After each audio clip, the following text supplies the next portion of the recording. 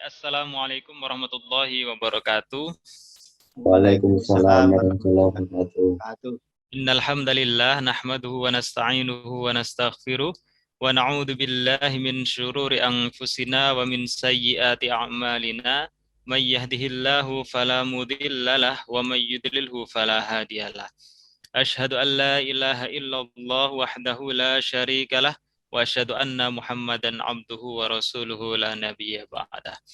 Alhamdulillah kita patut syukur pada malam hari ini masih diberikan nikmat yang sangat agung, yaitu nikmat sehat dan nikmat sempat. Kata Nabi, dua nikmat inilah yang paling sering dilalaikan oleh umat manusia. Ni'matani maghbunun, dua nikmat yang sering kali dilupakan. Yang pertama adalah as-sihah, nikmat sehat, dan yang kedua adalah al-faragh atau nikmat sempat. Dan wujud dari syukur kita kepada Allah tentunya kita perlu tingkatkan, bukan hanya syukur dengan level yang rendah, yaitu asyukru bil qalbi, akan tetapi juga selain asyukru bil lisan dengan mengucapkan hamdalah, juga kita perlu untuk menaikkan derajat kesyukuran kita melalui asyukru bil arkan atau bersyukur dengan tindakan atau perbuatan. Nah, salah satu bentuk syukur terhadap dua nikmat itu pada malam hari ini kita menggunakan bersama-sama thalabul ilmi, menuntut ilmu yang merupakan bagian dari syariat Islam. Maka dengan menggunakan nikmat itu untuk menuntut ilmu, berarti insya Allah kita sudah sampai kepada derajat syukur yang tertinggi, yaitu asyukuru bil arkan atau bersyukur dengan perbuatan. Bapak Ibu sekalian yang berbahagia, kemudian sebelum saya mulai kajian, terlebih dahulu saya perlu menyampaikan agar ilmu ini benar-benar bisa diperoleh, bukan hanya jasad dari ilmunya, akan tetapi juga ruh dari ilmunya. Karena pada dasarnya ilmu itu seperti tubuh manusia. Ada jasadnya, ada ruhnya. Ruh dari ilmu itulah yang menggerakkan kita untuk melaksanakannya. Tetapi kalau kita hanya mendapatkan jasad dari ilmunya saja, kita hafal, kita tahu, tapi kita tidak tergerak untuk mengamalkan, berarti kita tidak merengkuh ruh atau sukma dari ilmu itu. Dari mana kita bisa menyimpulkan bahwa ilmu itu punya sukma atau punya ruh?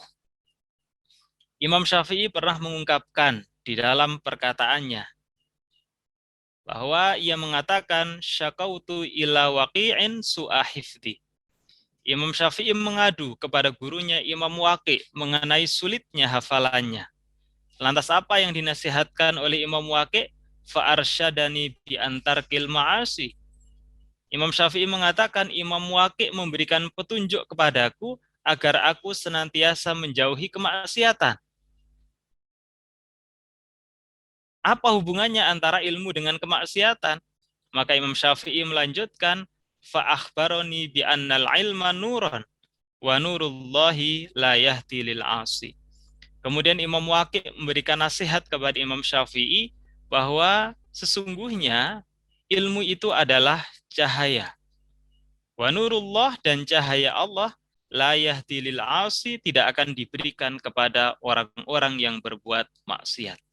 Artinya di dalam ilmu itu ada sukma. Sukma dari ilmu itu adalah barokah. Ketika kita mendapatkan ilmu, akan tetapi ternyata barokahnya itu tidak kita rengkuh, maka ilmu itu tidak akan menggerakkan kita kepada ketaatan. Karena itulah ketika kita sedang mengembara mencari ilmu, maka kita pun juga harus senantiasa untuk menjauhi kemaksiatan. Ini sebagai salah satu cara agar kita tidak hanya merengkuh jasad dari ilmunya, akan tetapi kita juga merengkuh ruh atau sukma dari ilmu itu dan menggerakkan kita untuk menjadi pribadi yang takwa. Itulah yang diungkapkan oleh Imam Syafi'i ketika ia mengadukan mengenai lemahnya hafalan Imam Syafi'i kepada gurunya Imam Waqi'. Jadi sekelas Imam Syafi'i saja merasa hafalannya lemah, yang menghafal ribuan hadis, yang bisa menulis banyak kitab yang sampai sekarang menjadi rujukan umat Islam di seluruh dunia. Apalagi kita. Oleh karenanya maka tentunya kita perlu senantiasa berupaya untuk menjauhi kemaksiatan agar ilmu yang kita dapatkan benar-benar menggerakkan kita kepada ketakwaan. Bapak Ibu sekalian yang berbahagia, sesuai yang tadi disampaikan oleh Pak Tito, saya diamanai untuk menyampaikan salah satu kitab, yaitu Syarhul Arba'ina Haditsan An-Nawawiyah, atau Syarah Hadits Arba'in yang dikarang oleh Al-Imam Yahya bin Syarafuddin An-Nawawi. Dan syarah yang saya gunakan yang ditulis oleh Al-Imam Al-Allamah Ibnu Daqi Al-Aid radhiyallahu anhu. Kenapa dipilih kitab ini? Sebenarnya pensyarah dari hadis Arba'in An-Nawawiyah ini banyak. Tetapi saya melihat syarah dari Ibnu Daqi ini cukup sederhana, akan tetapi mendalam. Oleh karenanya maka untuk sementara, sebelum nanti barangkali ditemukan ada yang lebih baik untuk disampaikan pada kajian rutin kita, maka kita menggunakan syarah yang ditulis oleh Imam Ibnu Daqiq Al-Aid. Nah, Imam Ibnu Daqiq Al-Aid ini seorang ulama dari Mesir dan juga seorang hakim yang juga memiliki banyak karya. Ya, hadits Arba'in An-Nawawiyah ini sekalipun namanya Al-Arba'in itu 40. Jadi kalau arba'atun atau arba'un itu 4, tapi kalau arba'una atau arba'in itu 40. Jadi sekalipun namanya itu hadis yang jumlahnya 40, tetapi di dalamnya itu ada 42 hadis. Jadi insya Allah nanti kita akan mempelajari 42 hadis yang ada di dalam kitab tersebut. Bapak Ibu sekalian yang berbahagia, ini karena waktunya pendek ya, tinggal 20 menit, maka barangkali nanti kita bagi dua saja. Jadi tidak semua syarah dari hadis yang pertama saya sampaikan pada malam hari ini, akan tetapi nanti bisa kita lanjutkan pada pertemuan yang akan datang. Nah, jadi saya mulai dari Al-Hadithul Awal. An Amiril Mu'minin Abi Hafsin Umar bin Khattab radhiyallahu taala anhu. Jadi diriwayatkan dari Amirul Mukminin Abi Hafsin Umar bin Khattab radhiyallahu anhu, qala, ia berkata. Jadi qala itu adalah fi'il madhi atau kata kerja lampau yang artinya berkata. Maka ada qaul itu artinya perkataan dari kata qala. Ya, kalau ada kata qala itu artinya adalah berkata. Sami'tu Rasulullah sallallahu alaihi wasallam yaqulu, aku mendengar, kata Umar bin Khattab, Rasulullah sallallahu alaihi wasallam berkata, innamal a'malu binniyat. Amal-amalan itu tergantung dari niat. Wa innama likulli imri'in ma nawa. Dan setiap orang akan mendapatkan sesuai dengan niatnya. Faman kanat hijratuhu ilallahi wa rasulihi, barang siapa yang hijrahnya, karena hadis ini terkait dengan hijrah. Ketika itu Nabi bersama dengan sahabat dari Makkah ke Madinah. Faman kanat hijratuhu ilallahi wa rasulihi, siapa yang hijrahnya itu kepada Allah dan Rasulnya, fahijratuhu ilallah wa rasulihi, maka sungguhnya dia benar-benar berhijrah kepada Allah dan Rasulnya. Wa man kanat hijratuhu lidunya yusibuha, tetapi barang siapa yang berhijrah atau hijrahnya lidunya untuk dunia, yusibuha yang ingin dia raih, awimra'atin yang kihuha atau untuk perempuan yang akan dinikahinya, fahijratuhu ila ma hajar ilaih, sungguhnya dia berhijrah ya sesuai dengan apa yang dia inginkan. Ya, kemudian di sini disebutkan dalam syarah dari Ibnu Daqiq ini, Rawahu imamal muhadditsin. Hadis ini diriwayatkan oleh dua imam ahli hadis. Siapa itu? Yang pertama Abu Abdillah Muhammad ibnu Ismail bin Ibrahim bin Al-Mughirah bin Bardizbah Al-Bukhari, atau yang kita kenal dengan sebutan Imam Bukhari. Yang kedua, diriwayatkan oleh Abul Husain Muslim bin Al-Hajjaj bin Muslim Al-Qushairi An-Naisaburi, atau yang biasa kita kenal dengan sebutan Imam Muslim. Jadi hadis ini diriwayatkan oleh dua imam ahli hadis, yaitu Imam Bukhari dan Imam Muslim. Fi sahihihima alladzaini huma ashahul kutubil musannafah. Dan hadis ini ada di dalam dua kitab sahih, yaitu kitab Sahih Bukhari dan kitab Sahih Muslim. Huma, keduanya, ashahul kutubil musannafah. Dua-duanya itu adalah kitab yang tersahih terkait dengan hadis yang telah tersusun sampai dengan saat ini. Oleh karenanya maka derajat kesahihan dari hadis ini tidak lagi diragukan karena diriwayatkan oleh dua imam ahli hadis yang memiliki dua karya besar, yaitu Sahih Bukhari dan Sahih Muslim, dan keduanya itu merupakan kitab hadis yang tersahih yang tersusun sampai dengan saat ini. Ya, kemudian saya lanjutkan dengan syarah dari Ibnu Daqiq.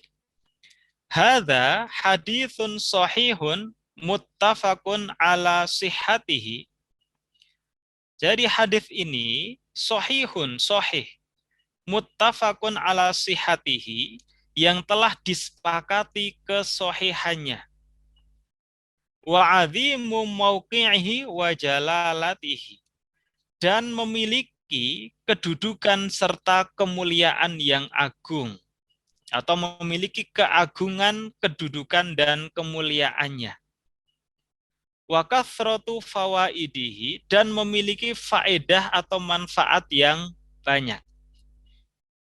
Rawahul Imam Abu Abdillah Al-Bukhari fi ghairi maudhi'in min kitabihi. Jadi Imam Bukhari menempatkan hadis ini tidak hanya pada satu tempat dalam kitabnya. Kemudian rawahu Abul Husain Muslim bin Al-Hajjaj fi akhiri kitabil jihad. Kemudian Imam Muslim mencantumkan hadis ini fi akhiri kitabil jihad, di akhir kitab jihad, di dalam karyanya. Ya, saya lanjutkan dulu. Ya, nanti kalau misalnya sudah ada pelajaran bahasa Arab, bisa sekalian dipraktekkan. Wa huwa ahadul ahadits allati 'alaiha madarul Islam. Dan hadis ini adalah salah satu hadis yang merupakan madar. Madar itu bisa diartikan orbit atau titik sentral. Kalau madarul Islam itu berarti titik sentral dari Islam. Jadi hadis innamal a'malu binniyat ini merupakan salah satu hadis yang merupakan titik sentral dari Islam. Qala al-Imam Ahmad wa Syafi'i rahimahumallah, dan dikatakan oleh Imam Ahmad dan Imam Syafi'i yang dirahmati oleh Allah, yadkhulu fi haditsil a'mali binniyat thuluthul ilmi. Jadi hadis innamal a'malu binniyat ini merupakan sepertiga dari ilmu. Apa alasannya? Diungkapkan di sini oleh Qala al-Baihaqi, oleh Imam Baihaqi, wa ghairuhu, dan imam-imam yang lain, wasababu dzalika anna kasbal abdi yakunu biqalbihi wa lisanihi wa jawarihi. kenapa kok disebut sebagai sepertiga dari ilmu? Kalau salasah atau salasun itu artinya 3. Kalau sulus itu artinya sepertiga. Maka kalau di sini disebutkan sulusul ilmi itu berarti sepertiga dari ilmu. Ya, kenapa hadis innamal a'malu binniyat ini merupakan sepertiga dari ilmu? Ya, annakasbal abdi, karena amalan atau usaha seorang hamba yakunu biqalbihi walisani wajawarihi. Jadi amalan dari seseorang itu adalah dengan hatinya, dengan lisannya, dan dengan perbuatannya. Jadi amalan manusia itu kan ada 3. Ada amalan hati, ada amalan lisan, ada amalan perbuatan. Nah, wan niyatu ahadul aksam as-salasah. Jadi niat itu adalah salah satu dari 3 itu. Yaitu apa? An-niyah itu merupakan amalan hati. Ya. Kemudian waruwiya anis Syafi'i radhiyallahu taala anhu, dan diriwayatkan dari Imam Syafi'i radhiyallahu taala anhu, annahu qala, ia berkata, yadkhulu hadzal hadits fi sab'ina baban minal fiqhi. Jadi Imam Syafi'i mengatakan bahwa hadis ini masuk dalam sab'ina, 70 bab minal fiqhi, dari pembahasan soal fikih.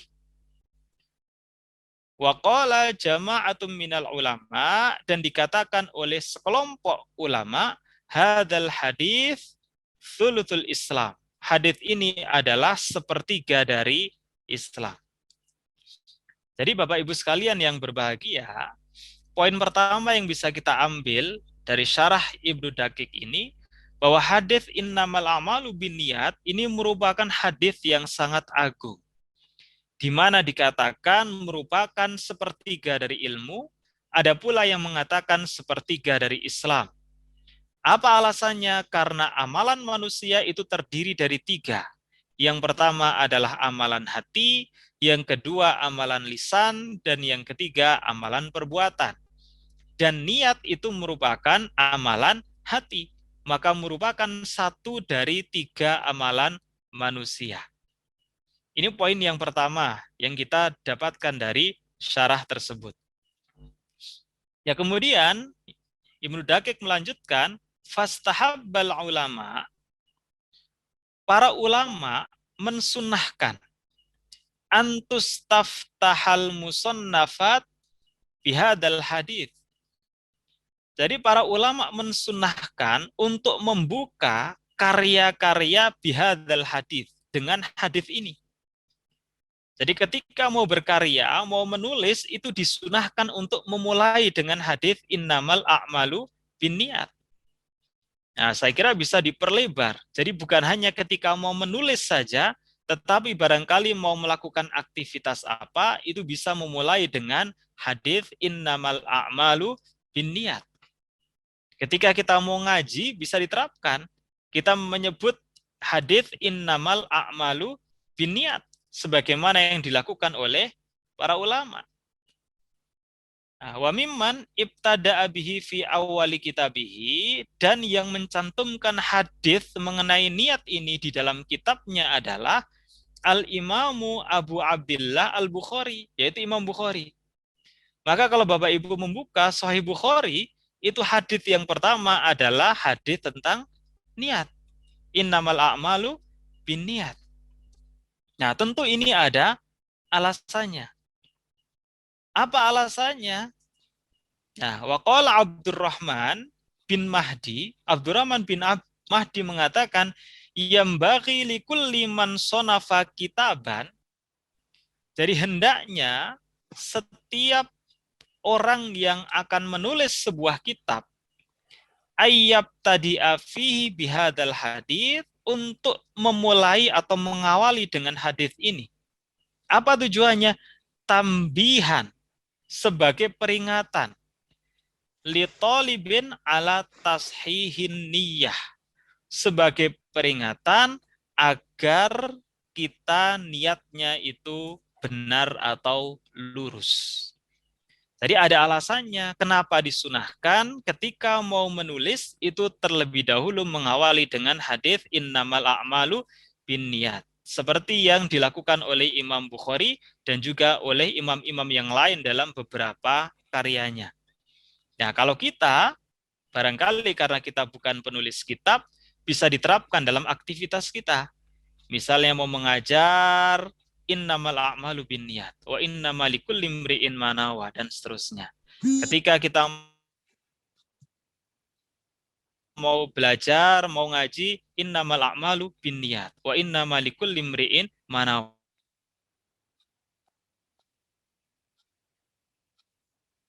Untuk apa? Agar segala amal ini nasihat para ulama. Dan kalau para ulama yang memberikan nasihat itu sulit kita untuk tidak mempercayai. Kenapa? Karena ketika ulama itu memberikan nasihat, ulama itu juga telah mempraktekannya. Dan terbukti ternyata berbuah pada karya-karya yang fenomenal, yang sampai sekarang karya-karyanya itu menjadi rujukan bagi umat Islam untuk mempelajari dan mempraktekkan ilmu agama.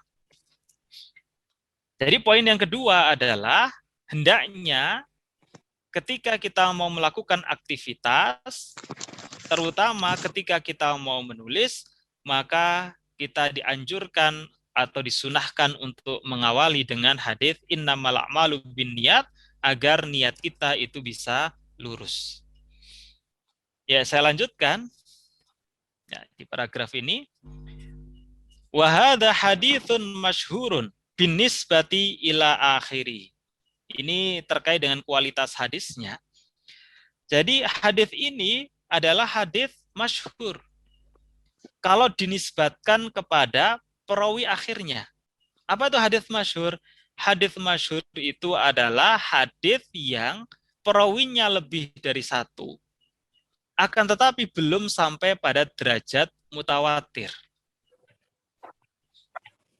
Kemudian gharibun binisbati ila awalihi. Tapi hadis ini bisa juga merupakan hadis gharib atau hadis yang diriwayatkan oleh satu orang dalam setiap tingkatan. Kalau dilihat ila awalihi, kalau dilihat dari awal-awal perawinya. Nah, bagaimana penjelasannya? Li'annahu lam yarwihi alan Nabi sallallahu alaihi wasallam ila Umar bin Khattab radhiyallahu an. Karena hadis ini tidak ada yang meriwayatkan dari Nabi kecuali hanya satu, yaitu Umar bin Khattab. Tidak ada yang lain yang meriwayatkan dari Nabi kecuali Umar bin Khattab. Jadi di satu tingkat itu hanya Umar bin Khattab. Walam yarwihi an Umar ila Alqamah bin Abi Waqqas. Dan tidak ada yang meriwayatkan dari Umar bin Khattab kecuali Alqamah bin Abi Waqqas.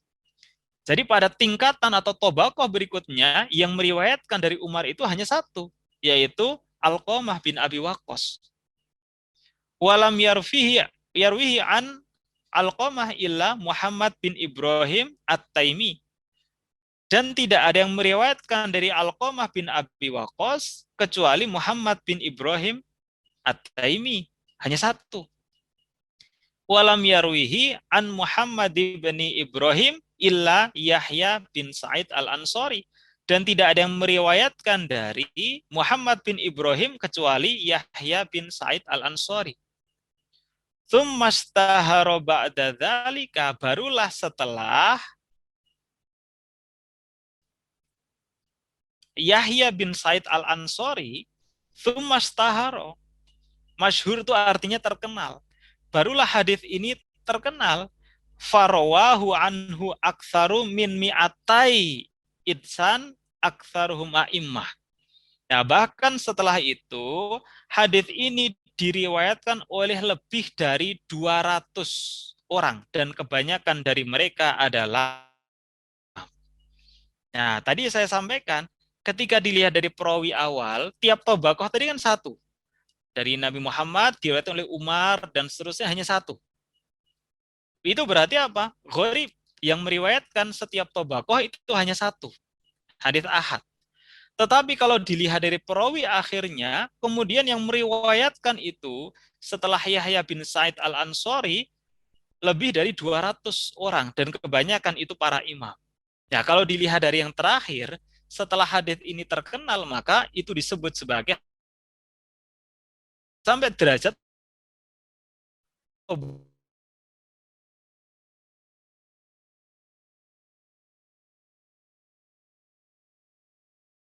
tingkatannya tertinggi.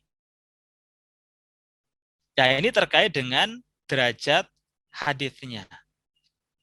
Nah, baru kita akan mulai ke substansi. Tapi waktunya sudah tinggal 2 menit lagi. Jadi mungkin bisa dilanjutkan pada pertemuan yang akan datang. Nah, tetapi yang bisa saya simpulkan dari penjelasan pada malam hari ini, yang pertama hadis innamal a'malu binniyat ini diriwayatkan oleh 2 imam ahli hadis yang besar, yaitu Imam Bukhari dan Imam Muslim. Bahkan Imam Bukhari itu menempatkan hadis ini pada beberapa tempat di kitabnya. Sementara Imam Muslim itu menempatkan pada akhir kitab jihad. Kemudian yang kedua, hadis ini adalah agung. Nah, keagungannya itu hadis ini merupakan thuluthul ilmi, sepertiga dari ilmu. Ada juga yang mengatakan thuluthul Islam, sepertiga dari Islam. Kenapa? Karena amalan manusia itu terbagi 3, yaitu amalan hati, amalan lisan, dan amalan perbuatan. Ya, niat ini merupakan amalan hati. Nah, ini secara implisit juga menyiratkan makna bahwa niat itu letaknya ada di dalam hati. Nah, maka memang tidak ada hadis yang menyatakan kalau niat itu harus dilafalkan. Kenapa ya? Karena niat itu adalah amalan hati, bukan amalan perbuatan. Nah, maka kita di Muhammadiyah itu niat tidak perlu dilafalkan. Kenapa? Karena jelas bahwa niat itu adalah amalan qalbi. Niat itu adalah amalan hati. Nah, dan ini merupakan salah satu dari 3 amalan manusia, yaitu amalan hati, sehingga disebut sebagai thuluthul ilmi atau thuluthul Islam. Kemudian pelajaran yang ketiga, para ulama itu menganjurkan atau menyunahkan kita ketika mau memulai aktivitas itu terlebih dahulu kalau menulis, yang menuliskan hadis innamal a'malu binniyat. Kalau tidak menulis, ya mengucapkan hadis innamal a'malu binniyat. Untuk apa? Tujuannya tambihan, sebagai suatu peringatan agar niat kita dalam melakukan ibadah itu lurus. Ini luar biasa yang dilakukan oleh para ulama. Jadi sangat mengedepankan niat yang tulus, yang lurus, sehingga karya-karyanya itu benar-benar bisa memberikan dampak yang besar. Bukan hanya menambah ketaatan bagi beliau-beliau, akan tetapi juga menambah ketaatan karena dalam karyanya itu ternyata terkandung ruh. Dan salah satunya, kenapa terkandung ruh? Karena ketika memulai menulis, itu mereka sudah meluruskan niat. Sama dengan kita kan, seorang guru, seorang dosen ketika mengajar, niatnya itu lurus dengan yang tidak lurus, itu insya Allah akan berbeda. Nyampainya atau transfernya kepada muridnya itu akan berbeda. Yo, kenapa para imam itu melahirkan murid-murid yang sangat besar? Ya karena apa? Karena memang para imam-imam besar itu ketika ingin mengajarkan ilmu kepada murid-muridnya, mereka senantiasa meluruskan niatnya, yaitu ikhlas lillahi ta'ala. Ya, kemudian yang keempat, yang bisa kita petik pelajaran dari hadis ini sahih. Kesahihannya tidak diragukan. Ya, kalau dinisbatkan pada perawi akhirnya tadi, setelah masyhur, bahkan yang meriwayatkan lebih dari 200 orang, itu derajatnya adalah hadis masyhur. Karena dalam satu tobakoh itu yang meriwayatkan ada banyak. Tetapi kalau dinisbatkan pada perawi-perawi awalnya, itu hanya satu setiap tingkatannya. Setiap tobakohnya itu hanya satu. Setiap generasi itu hanya satu. Oleh karenanya maka disebut sebagai hadis gharib. Nah, saya kira sampai sini dulu. Besok kita lanjutkan ke walafdatu innama. Jadi kenapa diawali dengan kata innama? Innamal a'malu binniyat. Kok tidak al-a'malu binniyat? tetapi diawali dengan kata innama. Ini ada maknanya. Ya, saya kira demikian Pak Suyitno. Nanti terlalu malam, Bapak Ibu juga butuh istirahat, sehingga nanti saya tidak mengganggu istirahat atau aktivitas dari Bapak Ibu sekalian. Ya, yang penting ya menambah seminggu sedikit-sedikit tidak masalah, tidak harus langsung banyak. Ya, demikian. Mohon maaf bila ada kekurangan, atau ada yang mau dikomentari dulu, atau ada yang mau bertanya. Barang satu atau dua cut. Ya. Ya, monggo. Enggak, kalau belum ada ya enggak masalah karena ini masih awal-awal. Ya, nanti di minggu depan. Ya, belum sampai kepada substansi. Tapi kalau ada, saya persilahkan. Ya. Belum ada? Kalau belum ada, saya kira cukup dulu ya, Bapak Ibu. Oh, ada ini. Ada satu Pak Itno nih, Ibu ya, monggo Intarsih silakan. Warijan. Monggo Ibu. Assalamualaikum Ustaz. Waalaikumsalam. Saya dari Kuala Lumpur nih. Oh iya. Iya ya. Ya, ini saudara kita dari Kuala Lumpur. Waktu itu pernah ke TPA Kampung Baru nih. Iya, iya. Ya, Masya Allah. Selamat bergabung Ibu. Ya, terima kasih Ibu. Tentang niat dalam hati itu kan itu termasuk dalam kita mau mengerjakan sholat ya Ustaz ya. Ya. Tapi kok kebanyakannya yang saya dengar lah yang bermadhab Imam Syafi'i itu kok niatnya kok dilafalkan seperti usolli sholat itu mana? Oh ya. Ya, terima kasih atas pertanyaannya. Cukup atau masih mau ditambahkan lagi? Cukup dulu Ustaz, terima kasih ya. Assalamualaikum. Ya, betul. Waalaikumsalam.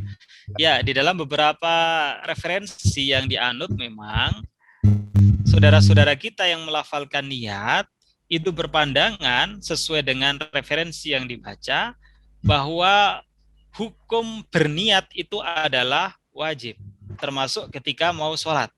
Bahwa berniat itu adalah wajib, karena niat itu merupakan bagian dari rukun yang tidak bisa ditinggalkan. Nah, kenapa melafalkan? Kedudukan melafalkan itu bukan wajib.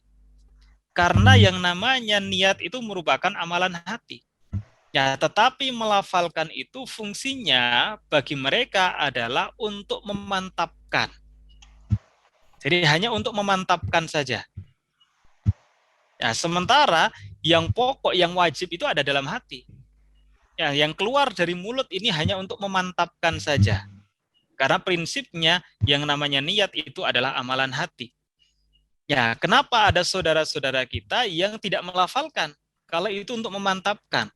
Karena tidak semua orang dengan melafalkan itu akan lebih mantap. Tetapi sebagian ketika melafalkan itu justru malah menjadi ragu. Nah, sebagai contoh, sudah niat ya, sholat ya. Nah, sudah hatinya sudah benar, niat sholat maghrib lillahi ta'ala. Tapi ketika melafalkan menjadi usolli fardal maghribi thalatha rakaat. Tadi thalatha atau arba'ah? Menjadi ragu-ragu. Kenapa? Karena takut mengucapkannya itu salah. Nah, misalnya itu kan, mau sholat, kalau yang berniat kan misalnya mau sholat maghrib, usolli fardal maghribi thalatha raka'atim mustaqbilal qiblati ada ma'muman lillahi ta'ala. Kalau bermakmum. Kalau tidak ada al-lillahi ta'ala. Langsung lillahi ta'ala. Kalau menjadi imam ada imamal lillahi ta'ala. Menjadi imam. Nah, bisa jadi ketika melafalkan itu malah selincuh. Padahal dia makmum. Usolli fardal maghribi thalatha raka'at mustaqbilal qiblati ada imamal lillahi ta'ala. Tadi lafadznya imam atau makmumal ya? Wah, malah jadi ragu. Nggak jadi-jadi sholatnya. Tapi kalau tidak dilafalkan, hati sudah mantap, sholat jadi makmum, Allahu Akbar, selesai. Nah, jadi memang ada yang menganggap melafalkan itu hanya untuk memantapkan niatnya saja, tetapi sebagian itu justru kalau melafalkan itu menjadi ragu dan mengganggu. Nah, oleh karenanya maka itu merupakan pilihan. Nah, kalau Muhammadiyah itu ada pada pilihan yang kedua. Kenapa? Karena tidak ada dalilnya bahwa niat itu haruslah dilafalkan. Ya, demikian. Kalau masih ada lagi yang mau ditanggapi, boleh? Boleh ya? Yang kedua ini. Ari. Boleh? Boleh ya? Monggo Pak Yitno, siapa dulu nih? Bu Min aja, lanjut aja Bu Min dulu. Oh iya, oke. Monggo, Bu Mintarsi, lanjut dulu. Gini ya, kalau kita orang Muhammadiyah kan nggak pakai usoli kan? Ya. Kalau kita sebagai warga Muhammadiyah jarang lah. Tetapi sekarang ini saya kan hidupnya di KL, di Malaysia, di Malaysia itu kan ada yang Muhammadiyahnya itu baru-baru ikutan gitu. Nah, pernah saya tanya kepada Ustadz yang dia guna usoli itu kan, Ustadz kan orang Muhammadiyah, kenapa pakai usoli? Ya nggak apa-apa. Kita kan ikut madhab Syafi'i, tapi kan Muhammadiyah nggak ini, saya bilang gitu. Ya nggak apa-apa sih, nggak masalah gitu. Jadi saya sebagai orang awam kan bingung. Itu saya Muhammadiyah dari kecil memang nggak pernah usoli kan. Kita hanya niat dalam hati. Tapi sekarang ini di Muhammadiyah Kuala Lumpur itu kita bercampur-campur dengan orang yang gitu-gitu. Jadi gimana ini Ustaz? Ya, tidak apa-apa. Kalau memang mau melafalkan niat dari saudara kita, ya tidak ada masalah. Ketika kita bermakmum terhadap saudara kita yang mengamalkan niat itu juga dengan mengikrarkan secara lisan, maka sholat kita tetap sah. Jadi bukan menjadi persoalan. Jadi intinya yang namanya niat itu yang wajib adalah dalam hati, karena niat itu adalah amalan hati. Dan juga tidak ada dalil bahwa niat itu harus diikrarkan. Hanya saja bagi saudara kita yang bermadhab Syafi'iyah, memang ada beberapa referensi kitab-kitab dari ulama madhab Syafi'iyah bahwa melafalkan niat itu fungsinya hanya untuk memantapkan, jadi bukan sebagai rukun, bukan sebagai sebuah kewajiban. Gitu. Jadi ya tidak masalah kalau memang masih ada saudara kita yang melafalkan niat. Tapi yang penting ya dalam hati. Karena dikhawatirkan ketika niat itu dilafalkan, malah bisa jadi mengandalkan pada lisannya, hatinya menjadi lupa gitu. Karena apa? Yang penting terucap. Ya, padahal sebenarnya intinya itu ada di hati gitu. Ucapan itu adalah apa yang dikeluarkan dari hati. Tapi kan terkadang orang tidak mengeluarkan apa isi yang ada dalam hati, tapi hanya merupakan amalan lisan belaka. Sehingga niat yang ada dalam hati itu malah menjadi tidak ada gitu. Nah, itu kekhawatiran kenapa tidak perlu melafalkan niat kalau di Muhammadiyah gitu. Ya, monggo ada lagi yang lain.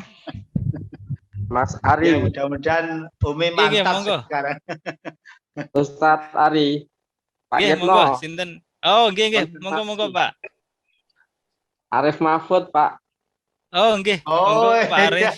Oh, Mas Nggih. Arif ini dari PDM. Oh, maaf. Bukan PDM ya. Sedikit ini bertanya Ustadz. Terima kasih bisa bergabung di forum kajian malam hari ini, sangat menarik sekali. Terkait dengan asbabul nuzulnya hadis tadi itu kan ketika Rasulullah hijrah, itu kan ada salah satu pria yang kebetulan ada niatan lain karena ada salah satu wanita yang diincarnya kan begitu kan Ustadz Ari. Nah itu yang menjadi munculnya hadis itu. Ada tidak misalnya karena kan kalau kita melihat isinya sendiri innamal a'malu binniyat itu sangat pokok ya, fundamental kali kan begitu. Iya, betul. Nah, ada tidak begitu riwayat yang lain misalnya bukan dari asbabul nuzul yang itu mungkin barangkali misalnya, karena ini kan sangat fundamental sekali kan isi hadis itu. Betul. Tidak sekedar tidak sekedar barangkali ada seorang laki-laki yang naksir seorang wanita ketika itu. Ada enggak pelengkap atau apa barangkali begitu Ustaz? Atur nuwun. Oh iya. Oke, terima kasih Pak Arif. Jadi memang asbabul wurud dari hadis ini terkait dengan hijrah. Ini yang sebenarnya ada di bagian terakhir dari syarah Ibnu Daqiq. Ya, ini misalnya wa qauluhu faman kanat hijratuhu ilallah wa rasuli fa hijratuhu ilallah wa rasul, dan seterusnya. Nah, di akhir ini disebutkan li'annahum naqalu, ya, mereka berkata atau menukilkan anna rojulan, ada seorang laki-laki hajaro, berhijrah min Makkata ilal Madinah, dari Makkah ke Madinah. Untuk apa?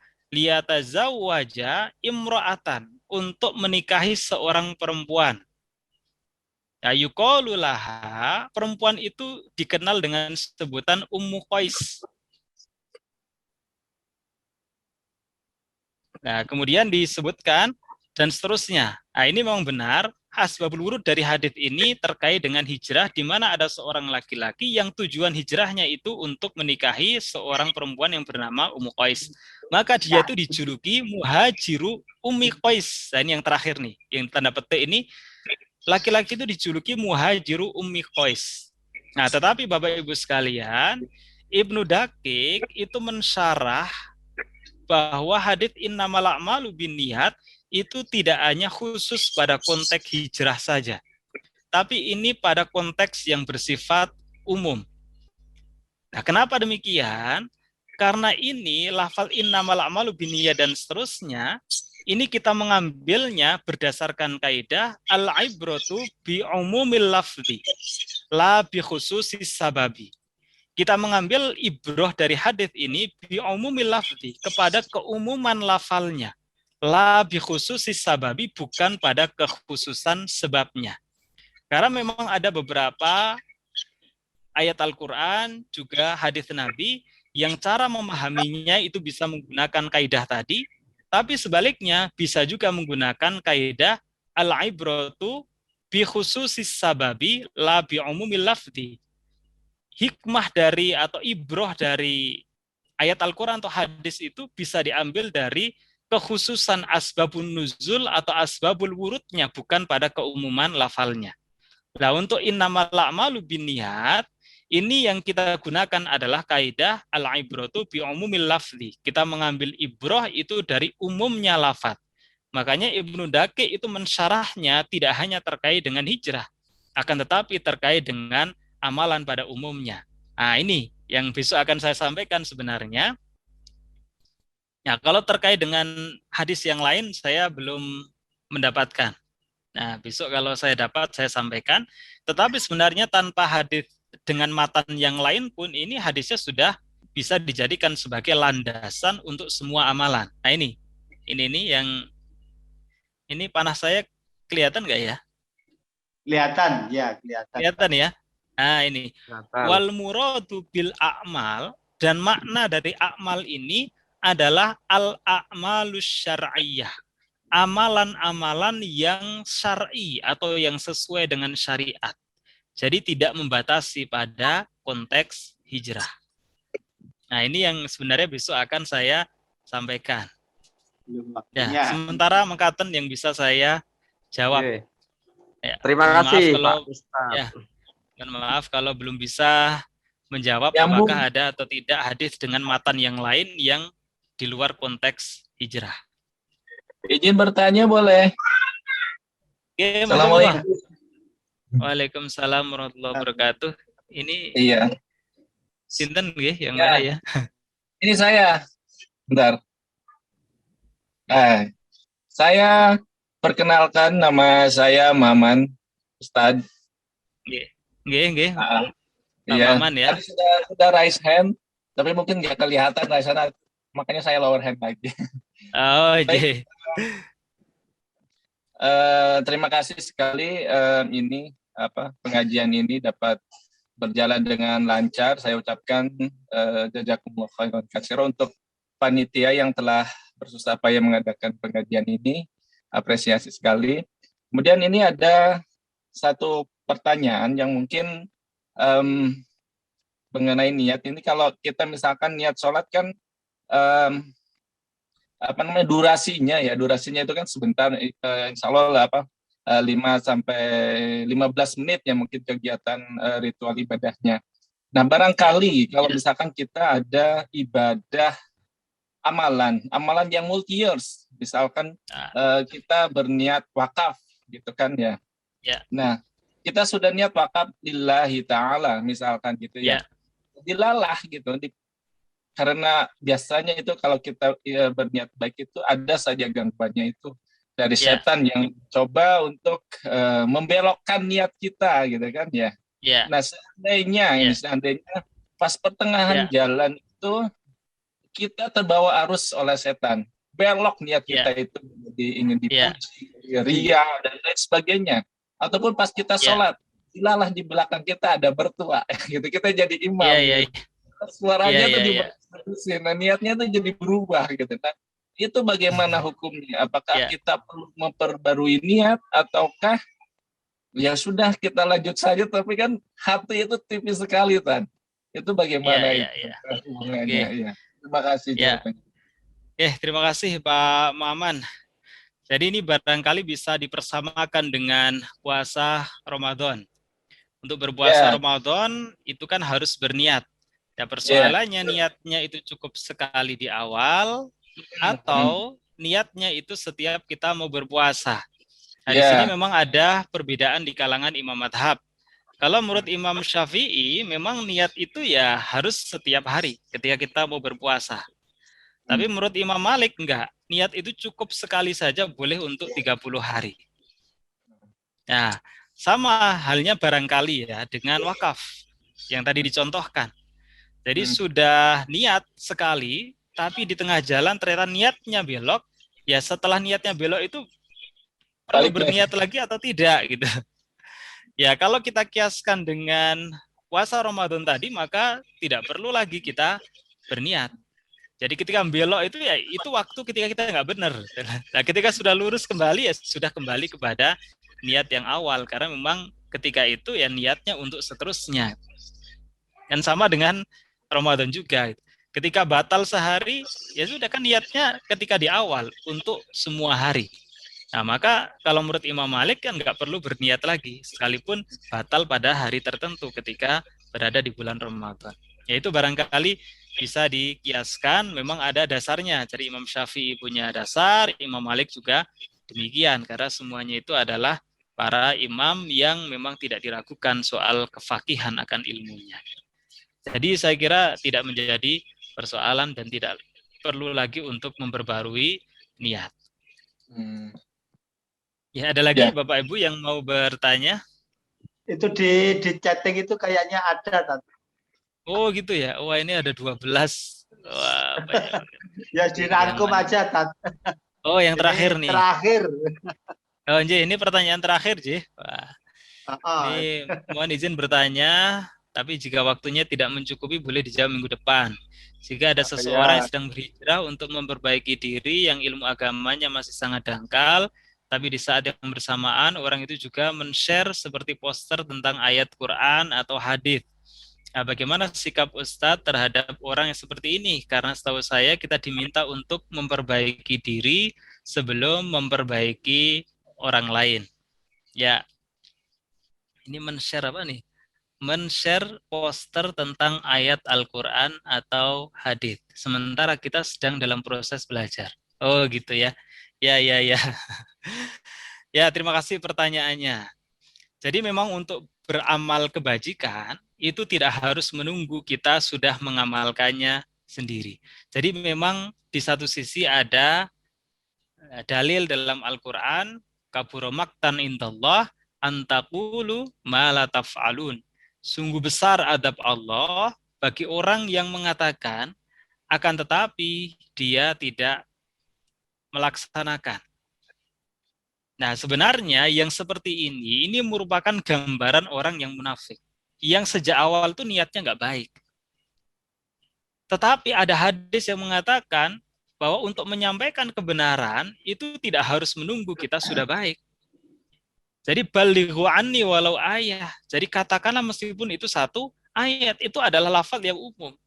Ya sepanjang niatnya itu baik, sekalipun kita itu belum bisa mengamalkan, itu tidak menjadi persoalan. Justru itu menjadi pelecut semangat kita untuk bersama-sama mengamalkan ayat itu. Jadi ketika sedang proses mengembara menuntut ilmu, kemudian sambil nge-share ayat-ayat Al-Quran, hadits-hadits yang itu belum dia amalkan sendiri, maka sepanjang niatnya itu lurus, maka itu merupakan bagian dari dakwah Islamiyah.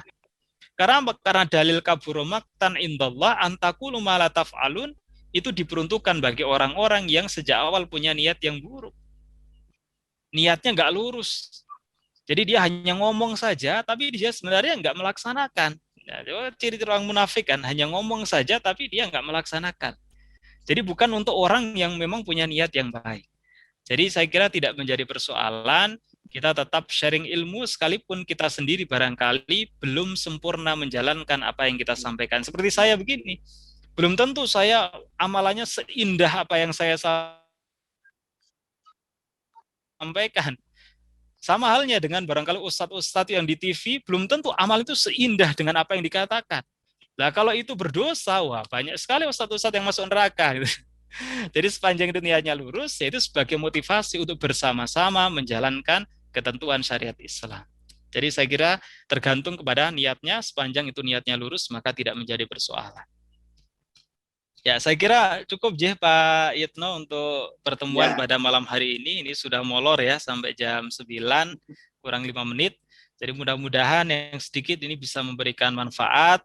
Kalau saya salah, itu semata-mata bukan disebabkan karena saya menyengaja atau saya ngawur. Kalau saya nggak tahu, maka saya akan jawab nggak tahu. Jadi nanti kalau memang apa yang saya katakan itu nggak benar, ya saya berdoa mudah-mudahan nanti ke depan ada orang lain yang meluruskan dari kesalahan yang saya sampaikan kepada Bapak Ibu sekalian. Saya kira demikian untuk pertemuan pada malam hari ini. Insya Allah ketemu lagi pada minggu depan atau Kamis malam dengan melanjutkan hadis tentang niat ini. Terima kasih. Assalamualaikum warahmatullahi wabarakatuh.